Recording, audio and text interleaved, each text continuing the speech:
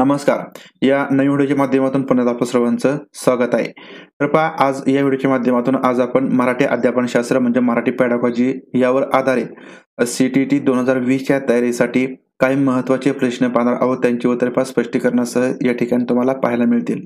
तर पहा यासाठी हा व्हिडिओ शेवटपर्यंत पाहत राहा.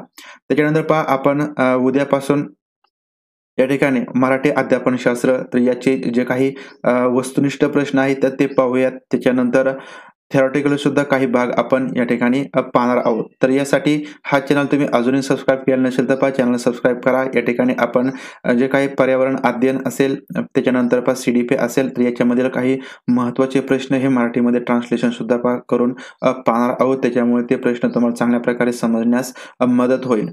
तर या ठिकाणी आजचा भाग एक 9वा भाग आहे. या ठिकाणी या आधीचे सर्व भाग आपल्या चॅनलवरती उपलब्ध आहेत.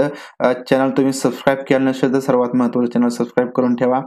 पुढे येणारे बेल आयकॉन प्रेस करून ठेवा. त्याच्यामुळे ज्यावेळेस आपण व्हिडिओ अपलोड करू त्यावेळेस ते तुम्हाला समजत जातील. आणि व्हिडिओ आवडला लाईक करा, जास्तीत जास्त शेअर करा. या ठिकाणी प्रश्न पहिला आहे, चॉम्स्कीच्या मते कोणते विधान बरोबर आहे? तर पहा चॉम्स्की असेल वायगस्की असेल तर यासारखे जे काही भाषातज्ञ आहेत याच्यावर आधारित एका परीक्षेमध्ये पेपर 1 असो पेपर 2 असो हमखास एक तरी प्रश्न विचारलेला आहे किंवा विचारला जातो. यांच्या विचारावरती प्रश्न येत असतात. तर यावर आधारित आपण स्पेशल असे लेक्चर्स या ठिकाणी आपण पाहूया. तर याच्यामुळे जर या भाषातज्ञांच्या विचारांवरती एखादा प्रश्न विचारला गेला तर तुम्हाला त्याची उत्तरे येतील. तर पहा या प्रश्नांची उत्तरे किंवा जे पुढील आपण 15 प्रश्न विचारणार आहोत यापैकी तुम्हाला किती प्रश्नांची उत्तरे बरोबर येत आहेत तर हे या ठिकाणी पहा शेवटी सांगायचं आहे. तर या ठिकाणी चॉम्स्कीच्या मते मुलांमध्ये भाषा शिकण्याची जन्मजात क्षमता असते का? मुलांना भाषा शिकण्याची जन्मजात क्षमता त्यांच्यामध्ये नसते. मुलांमध्ये भाषा शिकण्याची क्षमता ही खूपच मर्यादित असते की मुलांना व्याकरण शिकवणे आवश्यक आहे. तर चॉम्स्कीच्या मते यापैकी कोणते विधान बरोबर आहे? तर याचं उत्तर येणार आहे पहा चॉम्स्कीच्या मते मुलांमध्ये भाषा शिकण्याची क्षमता ही जन्मजात विकसित झालेली असते किंवा ती जन्मजात असते. कारण ज्यावेळेस बाळ जन्माला येतं त्यावेळेस ते पहिल्यांदा रडतं. याचाच अर्थ बोलण्याची किंवा भाषा आकलन करण्याची जी क्षमता आहे त्याच्यामध्ये आहे. ज्यावेळेस आपण त्याला बोलतो त्यावेळेस ते आपल्या चेहऱ्याकडे किंवा आईच्या चेहऱ्याकडे पाहत असतं. याचाच अर्थ ते प्रतिसाद देत असतं. आपण जे काही बोलतोय हे त्याला समजतं. म्हणजेच याचा अर्थ भाषा शिकण्याची काही क्षमता आहे त्याच्यामध्ये जन्मजातच असते. म्हणून पर्याय क्रमांक 1 हे बरोबर विधान आहे. प्रश्न पुढचा आहे पहा, भाषेच्या आकलनाची प्रक्रिया ही धड्याच्या शेवटी दिलेल्या अभ्यासाद्वारे होत असते, अध्ययन अध्यापन प्रक्रियेत देखील चालू असते, फक्त मुलांची कामगिरी जाणून घेण्यासाठी होत असते की फक्त शिक्षकांची कामगिरी जाणून घेण्यासाठी होत असते? तर पहा भाषेच्या आकलनाची प्रक्रिया यापैकी कधी चालू असते किंवा कशासाठी चालू असते? तर पहा याचं उत्तर येणार आहे की भाषेच्या आकलनाची प्रक्रिया ही अध्ययन अध्यापन प्रक्रिया चालू असताना सुद्धा होत असते. ती चालू असते कंटिन्यू. म्हणजे आकलन आहे किंवा भाषेच्या आकलनाची प्रक्रिया आहे तर ती अध्ययन अध्यापन किंवा शिकवणे आणि शिकण्याच्या प्रक्रिया सुद्धा चालू असते. पर्याय क्रमांक 2 याचं उत्तर येईल. प्रश्न तिसरा पहा, भाषा संपादन करण्याच्या प्रक्रियेत कशाचे महत्त्व सर्वात जास्त आहे? भाषा संपादन करण्याची प्रक्रिया भाषा शिकण्याच्या प्रक्रियेमध्ये सर्वात जास्त महत्त्व खालीलपैकी कशाला द्यावं लागेल किंवा असेल? भाषा वर्गाला द्यायचं, भाषा प्रयोगशाळा, पाठ्यपुस्तकं की समाज? म्हणजे भाषा यापैकी आपण कोणत्या माध्यमातून सर्वात जास्त आत्मसात करत असतो म्हणजे त्याला आपल्याला सर्वात जास्त महत्त्व द्यावं लागेल? तर पहा साहजिकच आहे समाज. समाजामधून सर्वात जास्त भाषा ग्रहण केली जाते, शिकली जाते.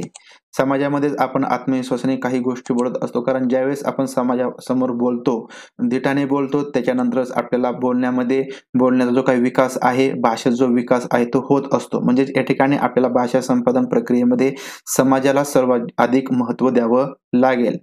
प्रश्न चौथा पहा, वाचन शिकण्याच्या प्रक्रियेत कोणाची भूमिका सर्वात महत्त्वाची आहे? तर पहा आता वाचन शिकण्याच्या प्रक्रियेमध्ये खालीलपैकी कोणाची भूमिका सर्वात महत्त्वाची असेल? भाषा प्रयोगशाळा, बाल साहित्याचा अर्थपूर्ण वापर, पाठ्यपुस्तक की भाषा परीक्षा?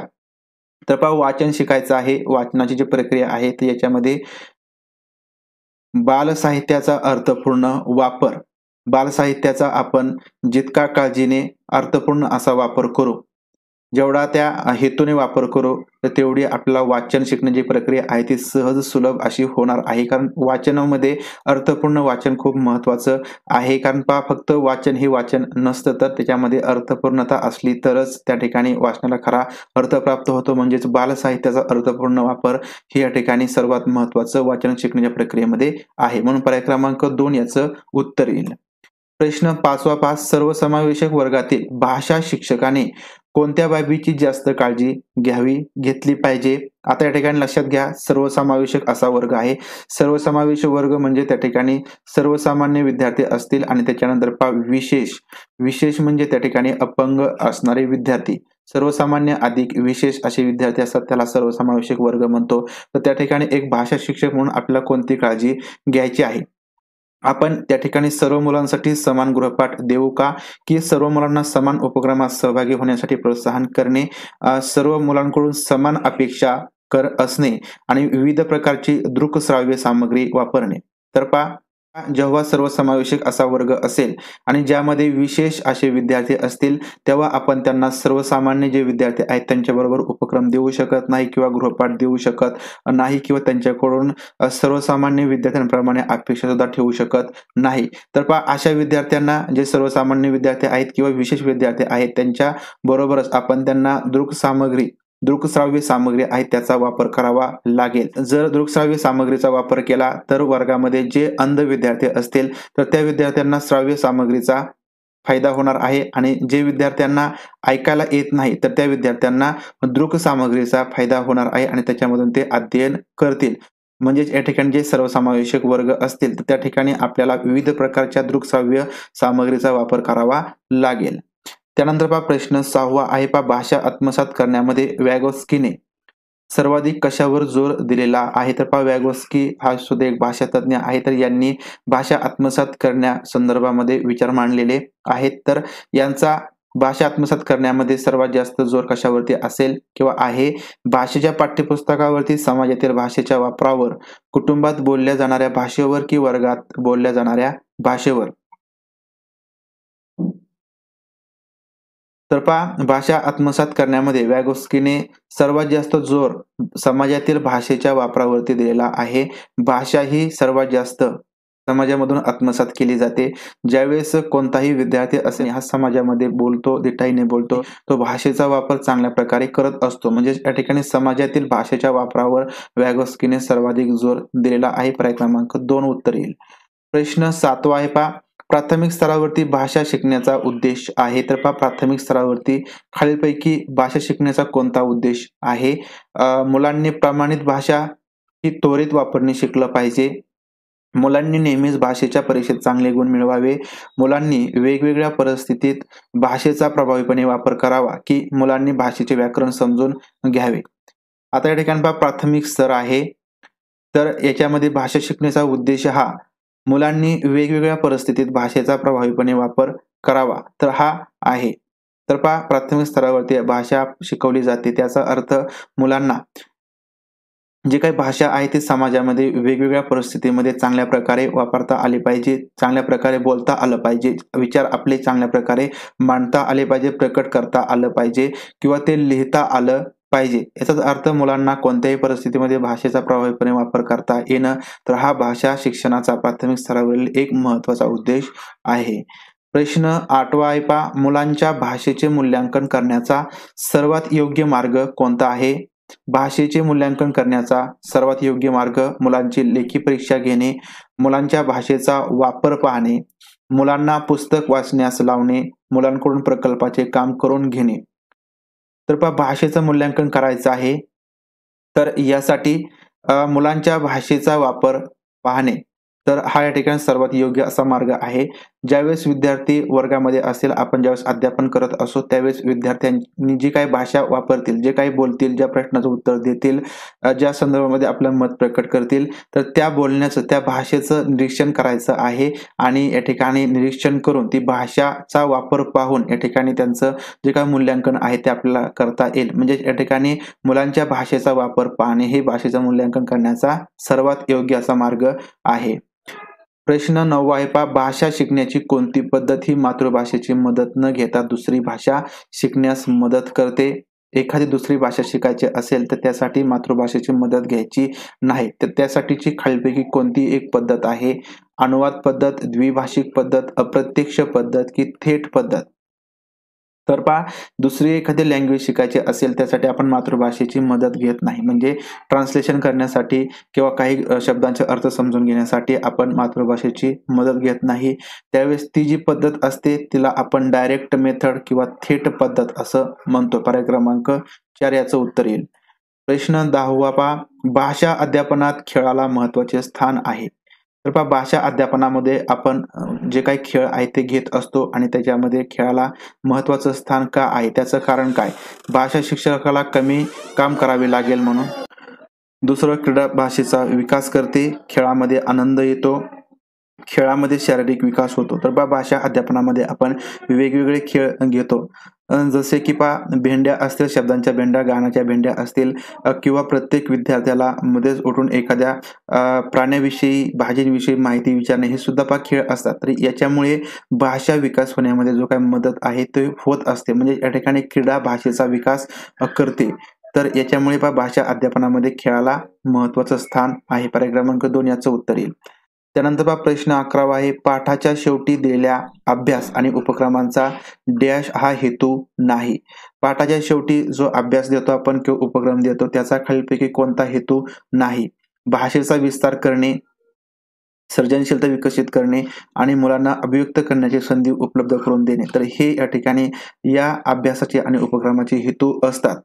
परंतु प्रश्नांची उत्तरे सहज लक्षात ठेवणे, तर यासाठी आपण जो काही अभ्यास आहे किंवा जे उपक्रम आहे ते देत नसतो. त्याचा हेतू ही प्रश्नांची उत्तरे सहज लक्षात ठेवण्यासाठीचा नाही. म्हणजे या ठिकाणी पर्याय क्रमांक 4 हा पाठाच्या शेवटी दिलेल्या अभ्यास आणि उपक्रमाचा हेतू नाही.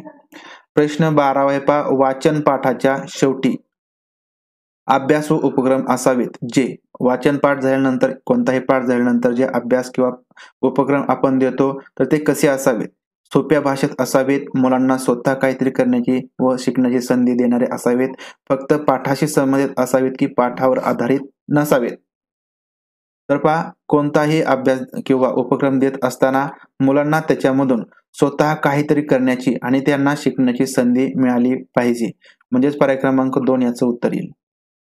प्रश्न 13वा आहे पहा, भाषा शिक्षणात विद्यार्थ्यांच्या भाषण कौशल्याच्या विकासात सर्वात कमी महत्त्वाचे आहे. तर पहा, सर्वात कमी महत्त्वाचं भाषण कौशल्याच्या विकासामध्ये खालीलपैकी काय आहे? कोणत्याही विषयावर चर्चा करणे. तर भाषण कौशल्याच्या विकासामध्ये कोणत्याही विषयावरती चर्चा करणं हे खूप महत्त्वाचं आहे. कोणत्याही विषयावरती दिलेल्या मुद्द्यावरती बोलता आलं पाहिजे, चर्चा करता आली पाहिजे. तर हे सर्वात महत्त्वाचं आहे. त्यानंतर मुलांचं बोलणे धैर्याने ऐकणे. भाषण कौशल्याचा विकास करायचा असेल तर सुरुवातीला श्रवण कौशल्य विकसित होणं महत्त्वाचं आहे. त्यासाठी पुढचा वक्ता काय बोलत आहे तर हे धैर्याने ऐकण्याची क्षमता विकसित झाली पाहिजे. त्यांनी ते ऐकलं पाहिजे. म्हणजे हे सुद्धा महत्त्वाचं आहे. त्याच्यानंतर पहा, त्यांना आपले मत मांडण्यासाठी संधी देणे. तर हे सुद्धा भाषण कौशल्यामध्ये सर्वात महत्त्वाचं आहे. परंतु पहा, प्रश्नांची उत्तरे विचारणे, तर हे या ठिकाणी भाषण कौशल्याच्या विकासामध्ये सर्वात कमी महत्त्वाचं आहे किंवा याला जास्त महत्त्व देता येणार नाही. म्हणून पर्याय क्रमांक 3 याचं उत्तर येईल. त्यानंतर प्रश्न 14 आहे पहा, भाषा शिकण्यात मातृभाषाचा विपर्यास होतो किंवा होत नाही? अर्धवट रूपाने होतो, पूर्ण रूपाने होतो, होत नाही की होतो? तर पहा, भाषा शिकण्यामध्ये मातृभाषेचा विपर्यास होतो का?